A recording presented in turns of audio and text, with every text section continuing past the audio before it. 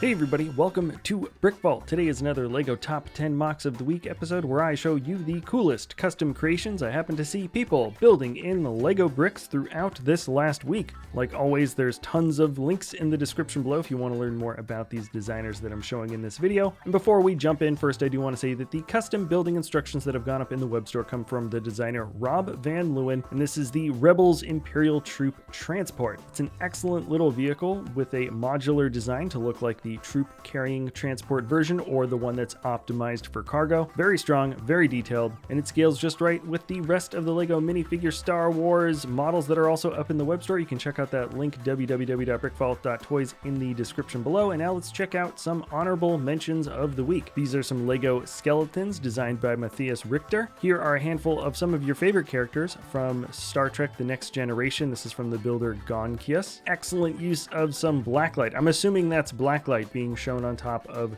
these panel pieces. Plastic Popper is the designer, and this is the Astral Seraph. Blockhead's simple yet effective robot design is called Sentry. Here's a Sentinel from the Matrix, the original one from Claudio Travella. Then Y Muto has built a Beauty and the Beast diorama. Here's a wonderful micro scene from Andreas Lenander. This is the story of Kalagem. Based on the looks of it, it's like a hidden city inside a desert mountain. Here's a teaser photo from Martin Latta. This is the Vigilance, a Venator-class Star Destroyer. I'm not going to say anything specific here, but wink wink, nudge nudge, you should be excited about this upcoming model. Here's a wonderful train build from Mateusz Waldowski. Thomas of Tortuga has the Vava U Vava 2 Barracuda. Awesome shapes made here. From Jacob Kaiser MOCs, these are some work-in-progress pics, but some excellent Star Wars designs. And lastly, here's another Star Wars honorable mention from Synthesis. Moff Gideon and his Dark Troopers have some great little techniques. I particularly like how he got the white outline of the dark saber with the rubber band piece. All right, in no particular order of best to worst, here are my 10 favorite builds of the week from Takamichi Irie. This is Anax Parthenope. I think that's the scientific name for Dragonfly. It's an absolutely massive bug model with some amazing proportions. I really like this somewhat simplistic idea of the brick built or studded exterior for both the eyes and the top armor, and there's a wonderful elegance to the outline of the wings, mostly done with what look like flexi tubes. There's a lot of posability here, great colors, and I wouldn't mind seeing more larger than life size versions of insects from this builder in the future. I think there's some really cool things that are done here. I have just been getting blown away week after week from these different digital ship designs. There's a variety of different builders that knock these out in some great color combos. Cagerrin is the designer here. The title is Hesed, the Right Hand of Mercy, an armored carrier. We have some wonderful color highlights for the top of the deck, a strange, somewhat fantastical looking build for a purple or lavender plane that's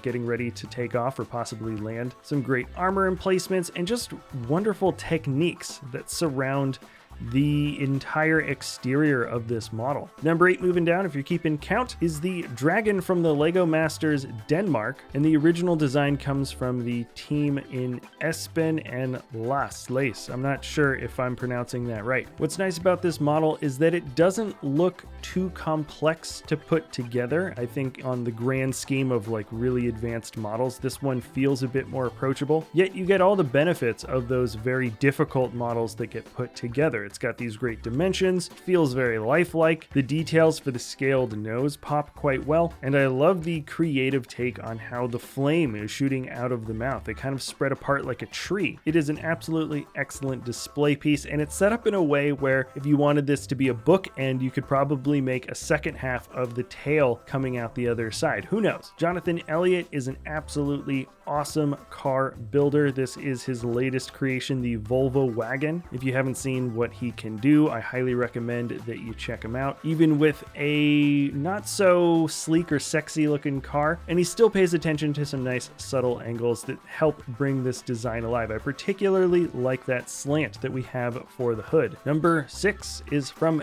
Dan the Fan, and the title is Fall Harvest. Just look how the lines of the roof match up with each other. He's got some nice fine tiling done, plus some side-built, brick-built edges there that help match up these curved angles. Who has seen a tree built entirely with green claw pieces? I certainly have not. There are some really proficient bits of building seen here. And if you look closely, one of those brown tile pieces has totally been chipped off. I am all too familiar with how brittle this color can be sometimes. All right, I believe this build is done entirely in digital, though it does look like it could be built IRL, at least with the pieces and techniques. Maybe not entirely in sand green. This model is from the designer Marius Herrmann, and the title is Jigabachi. And specifically, this is from Ghost in the Shell standalone complex with a very distinct type of mechanical art style. It's just a helicopter with a massive, massive pod attached to a minigun. My guess is that it holds like 1 million rounds or something, but we have a very interesting take on a helicopter design in general. The rear rudder has a nice long fin that sticks down underneath that helps balance out the look of this model quite well. The pieces used to create that smooth arcing shape for the canopy also work extremely well, and it's just a model that feels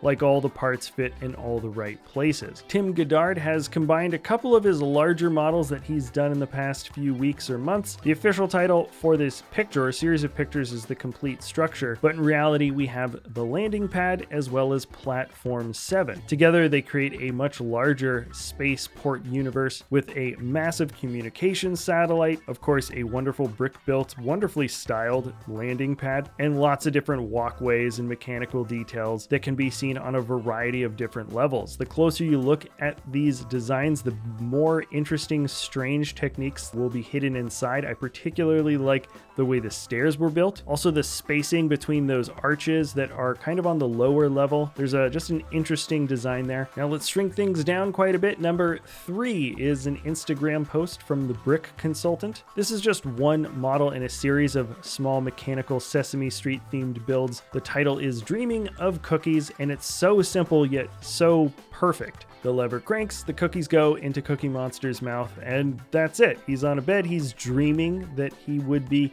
eating these cookies endlessly. They would never stop falling out of the box. The details are simple, the presentation is so clean, and if you haven't seen his other mechanical designs, you will not be disappointed. This is just one of my personal favorites based on a much longer series of these types of designs. Number 2, moving down, is from the designer Aliencat, which is how you have to say it. He's got an exclamation mark at the end of his name. Title here is The Ancient Gate of Quarava, and without reading the description or checking to see if this belongs to any extended fantasy universe, it looks like a portal that brings ships from one part of the galaxy to the other, something like that, maybe a different dimension. What I like is that the ships themselves look like boats more than they do look like spaceships. Some of them kind of have a classic spaceship shape to them, but there's just a particular kind of art style for a lot of the flying vehicles, matched up with the fact that this city feels kind of ancient. The stonework feels somewhat cobbled together, and the fact that everything is tan and dark tan and even starting to get a bit gray at the bottom makes this whole area feel like everything is in fact built from stone, yet it's this ancient structure that's somehow supporting an energy field that connects you to a different place in time or a different part of the universe. So that's just interesting. It creates a very, very different type of atmosphere. It's sci-fi, yet it's old school. It doesn't fit in with like steampunk or cyberpunk. It really is just kind of its own thing, maybe desert punk, who knows. But there's some great techniques, tons of great greebling that really, really makes you feel like this is a larger than life build, because this creation in universe should be something like, 1,000 meters high. Who knows? And on that note, let's move on to the last one of the week, another pretty massive model. It's from a builder I do not feature nearly often enough, and every time this guy puts something together, it is just breathtaking. On YouTube, this is from the designer LegoBrickbaron, and the title for this is Lego Batman the Joker's Ice Cream Factory. I scream, you scream, we all scream for ice cream, I think is probably where the title has some inspiration. And there's a full YouTube video on this, so I'm only showing you screenshots. Remember, links to everything in the description below. Please check them out. As of recording this right now, this video has less than 400 views, and he launched it like 2 weeks ago. We make cool stuff here in the studio, but there's some other guys that make some awesome stuff that they just haven't quite punched through to, I think, a larger audience, which they absolutely deserve. This is definitely one of those guys. The brick-built lettering looks so amazing. I like how they're different sizes, all the ha-ha-has. The oozing lime slime that covers the Batmobile has a very convincing type of liquidy look to it. The characters all have purpose, and they're all doing fun different things around this much larger scene. And there's even some lights that turn around and some motorized functions for different bits of motion around this model. So once again, you will see more cool, interesting elements to this if you actually check out the video in the description below. Anyways, that's going to be it for my favorite top 10 MOCs of the week episode. Let me know which ones were your favorite in the comments below. If you enjoy our content, you can always like, subscribe, comment, share. Thank you so much for watching, and we'll see you next time at BrickVault.